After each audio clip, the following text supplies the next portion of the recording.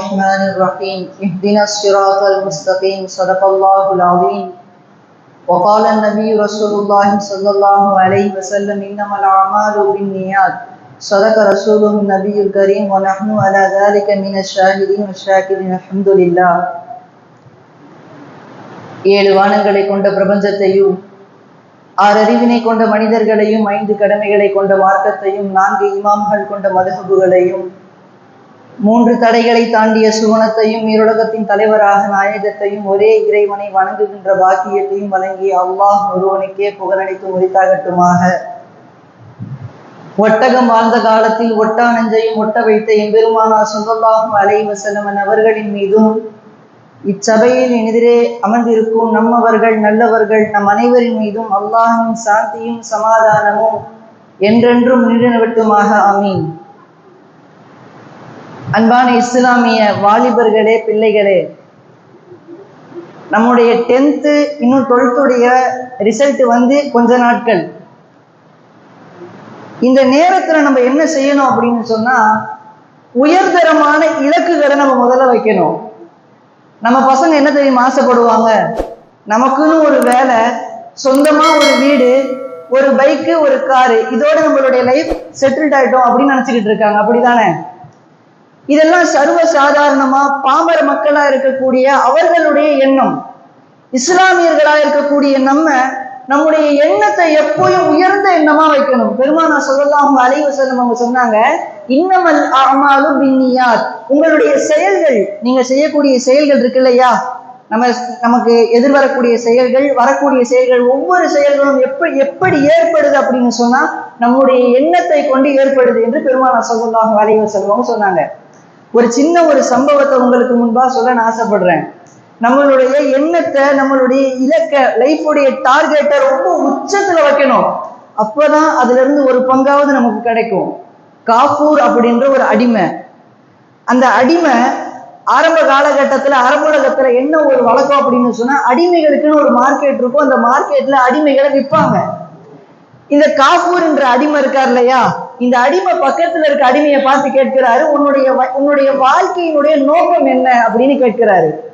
இந்த அடிமை சொல்றாரு, எனக்கு பெரிய ஆசைலாம் கிடையாது, என்ன ஒரு எஜமானன் வாங்கணும், என்னை வாங்கக்கூடிய எஜமான் என்ன ஒரு சமையல்காரனா பயன்படுத்தணும், 3 வேளையும் என்ன சமைக்க சொல்லுவான், அப்ப அந்த நேரத்துல எனக்கு சாப்பாடும் கிடைச்சிரும், நான் தங்குறதுக்கு இடமும் கிடைச்சிரும். இதுதான் என்னுடைய வாழ்க்கையுடைய ஆசை, என்னுடைய லட்சியம், என்னுடைய டார்கெட், அதுதான் அப்படின்னு சொல்றாரு. உடனே இந்த அடிமை இந்த காஃபூர் என்கின்ற அடிமையை பார்த்து கேட்கிறாரு, சரி உங்களுடைய ஆசை என்ன, உங்களுடைய எண்ணம், உங்களுடைய இலக்கு என்ன அப்படின்னு கேட்கும் போது இந்த காஃபூர் அப்படின்ற அடிமை சொல்றாரு, என்னுடைய இலக்கு என்ன தெரியுமா, இந்த மிஸ்ர் ஒட்டுமொத்த நாட்டையும் நான் ஆளணும் அப்படின்னு சொல்றாரு. ஒரு அடிமை சொல்றாரு, என்ன சொல்றாருன்னா, ஒரு பாமர மனிதர் சொல்றாரு, அடிமை இந்த நாடு முழுவதையும் நான் ஆளணும். அப்ப இவர் பார்த்துட்டு போடா பைத்தியக்காரா அப்படின்னு சொல்றாரு. நமக்கும் அதான தோணும், ஒரு அடிமையால இந்த நாட்டை ஆள முடியுமா? சரி, நாட்கள் கழியுது. இவர் அதே மாதிரி ஒரு நபர் வாங்கிட்டு போயிட்டாரு. இந்த நபர் ஒரு நபர் வாங்குறது யாரு அப்படின்னு பார்த்தா, காஃபூரை யாரு வாங்குறானா, அந்த மிஸ்ர் நாட்டுடைய அரசர் இந்த காஃபூரை வாங்குறாரு. வாங்கி ஒரு போருடைய நிலை, போருக்கு யாரு அனுப்பலாம், அந்த அடிமை தான் வாங்கினதுனால அந்த அரசர் கொஞ்சம் கொஞ்சமா காஃபூருக்கு எஜுகேஷன் கொடுத்து ஒரு கட்டத்துல எந்த அளவுக்குன்னா, காஃபூர் மாதிரி ஒரு படிப்பாளி அந்த கூட்டத்துல யாருமே கிடையாது. உடனே இந்த அரசர் பார்க்கிறாரு, இந்த சரியான நேரம் இந்த போர் கூட்டத்துக்கு யார் தளபதியா இருக்கணும் அப்படின்னா, மக்கள் என்ன சொல்றாங்க, காஃபூர் இந்த அடிமையா இருக்கணும் அப்படின்னு சொல்லும் போது அந்த காஃபூர் அந்த போர் தளபதியா போட்டு அனுப்புறாங்க. அந்த போர் வெற்றி பெற்று அந்த போர்ல ஜெயிச்சுட்டாங்க காஃபூர். ஒரு கட்டம் நகருது, காலங்கள் கொஞ்சம் கொஞ்சமா நகருது. இந்த நிலையில மிஸ்ருடைய அந்த அரசர் இறந்துடுறாரு. மக்கள் எல்லாம் பாக்குறாங்க, யார அரசரா நியமிக்கலாம், ஒவ்வொருத்தரா சொல்லும் போது ஒவ்வொரு குறைகளை சொல்லிக்கிட்டே இருக்கிறாங்க. அப்போ கடைசியில மக்கள் எல்லாம் ஒரு சேர யோகமித்த கருத்தா சொல்றாங்க, நம்முடைய நாட்டுடைய அரசரா இந்த அடிமையா இருக்கக்கூடிய காஃபூரை அமைக்கலாம். எப்படி? இந்த அடிமையா இருக்கக்கூடிய காஃபூரை நம்ம நாட்டுடைய அரசரா அமைக்கலாம். அப்போ உடனே அங்க இருக்கக்கூடிய நபர்கள் யாருமே எந்த எதிர்ப்புமே தெரிவிக்கல. சரி, காஃபூர் அரசரா நியமிக்கப்பட்டுட்டாரு. காஃபூர் தன்னுடைய சிப்பாய்களோட அதாவது தன்னுடைய வீரர்கள், போர் வீரர்களோடு ஒரு இடத்துக்கு போய்கிட்டு இருக்கும் போது ஒரு வயசான கிழமை, ஒரு வயோதிகர் சமையல்காரன் நின்றுட்டு இருக்காரு. அப்ப இந்த காஃபூர் என்ன சொல்றாருன்னா, இவர் யார் தெரியுமா? நானும் இவரும் ஒரு சந்தையில ஒன்றா விற்கிறதுக்காக வேண்டி நாங்க ஒரு இடத்துல அமர்ந்திருந்தோம். நான் அவர்கிட்ட கேட்டேன், நீங்க என்னவா மாற போறீங்க அப்படின்ட்டு.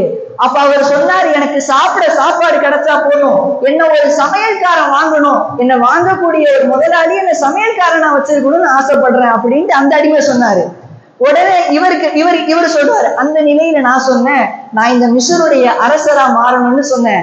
அதே போன்று உங்களுக்கு முன்பாக அரசனாக நான் நின்று கொண்டிருக்கிறேன் என்று காஃபூர் என்கின்ற அடிமை அரசனாக மாறியதற்கு பின்னால் சொன்னார். இப்ப இந்த நிலையில நீங்க நினைச்சு பாருங்க, உங்களுடைய 10th 12th இதுக்கு பிறகு உங்களுடைய வாழ்வின் நோக்கம் என்ன? இந்த வாழ்க்கையில இஸ்லாத்துக்காக வேண்டி நம்ம என்ன செய்யணும்? அன்பிற்கு முரித்தானவர்களே, ஒவ்வொரு நிலையிலும் இஸ்லாம் எங்கெங்கெல்லாம் தோற்று போய்விடும் என்று எண்ணிக்கொண்டிருந்தார்களோ அந்த இஸ்லாத்தை தூக்கி நிறுத்திய இஸ்லாமிய வாலிபர்கள்.